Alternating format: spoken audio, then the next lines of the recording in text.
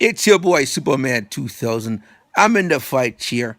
Just have my braces tightened again, so my voice may fluctuate. Ah, man, it's Sunday. This is a nightmare. You know why? I tell you why. Look at this. We got the Stanley Cups playoff. Boom. Then on top of that, we got Monster Energy NASCAR racing, right? Then on top of that, we got NBA playoffs. This is, I mean, this is a tough one. And then there's EFC Fighting Championship and college baseball and MSL soccer. So I mean, it's like there's always this is why you should never get addicted to sports. There's always lots of it. But for me, I only talk about one thing: fights and more fights. This is the Honeyville update. Man, those people are fantastic. Let me take my glasses off so the light don't keep blaring in and out. So Honeywell reached out to me. I emailed them the pictures and my contact information. I messed that the last time. They were able to, from the pictures, look at what the issue was. And apparently, when I wired it the first time, when I put the wiring in the first unit that went bad, is a ground wire, a B, and then an R wire. So between the R is what actually controls the I think it controls the pump in the unit. It controls the pump in the unit or the compressor. One of them, but I know it's 24 volts running through it, and the ground wire is off to the side because there was too much copper exposed. What I should have done is just expose a small amount of copper, but this much, then have it down into the have it down into the spot where it's supposed to go and not have any copper exposed. And I'll put the pictures in again.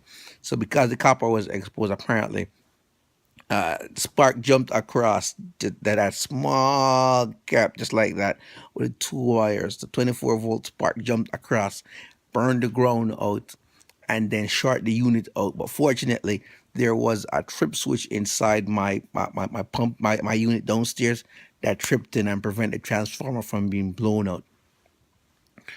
So, having said all that, they called me, they followed up the phone. What the problem was, they're sending me a box out. I'm gonna ship the unit to them. They're gonna take care of it. They held it down, man. I gotta give them the props for standing behind their product and for stepping up and helping me out so I could understand what was going on.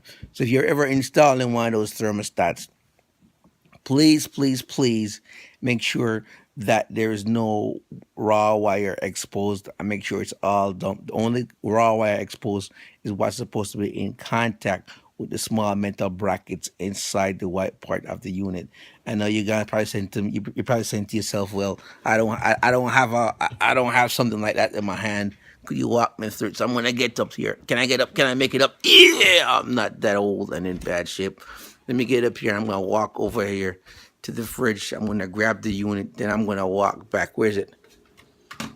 Then I'm gonna walk back to my chair, aka the fight chair. We're gonna walk through this thing so you can see it for yourself. All right, so I'm back sitting down. No, that's my pants in the background behind my head. Okay, so here it is. This is the spot right here. See it? And I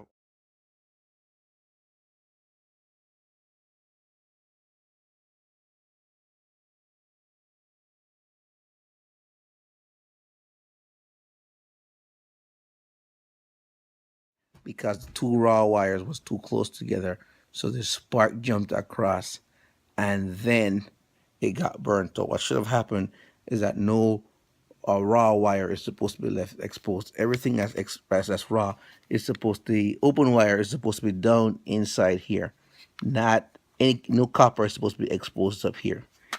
And then this was where the fire got started inside the unit.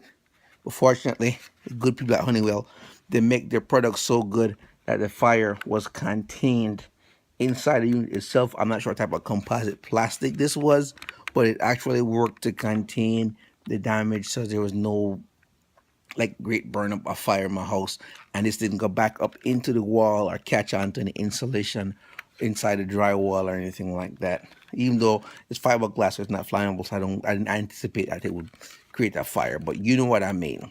It's what am I gonna say? In older houses, we have plaster and wood slats and that type of stuff. Some of that insulation, like in some of the older houses, you'll find like that they order, like in the old days when people used to order houses from the Sears catalog.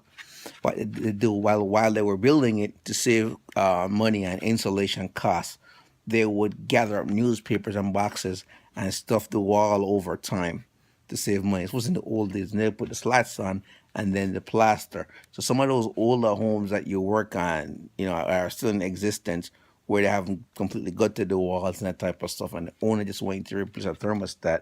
If you replace the thermostat, know, be very careful to make sure that there's no raw wire exposed. And I'm very glad that they made this product from some kind of composite that kept the fire contained. So Honeywell, I give you guys your props. I really appreciate the follow up.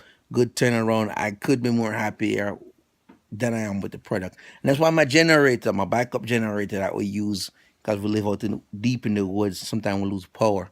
That backup generator for emergencies and stuff like that, it's a Honeywell. So appreciate it, guys. Good looking out. Thank you so much.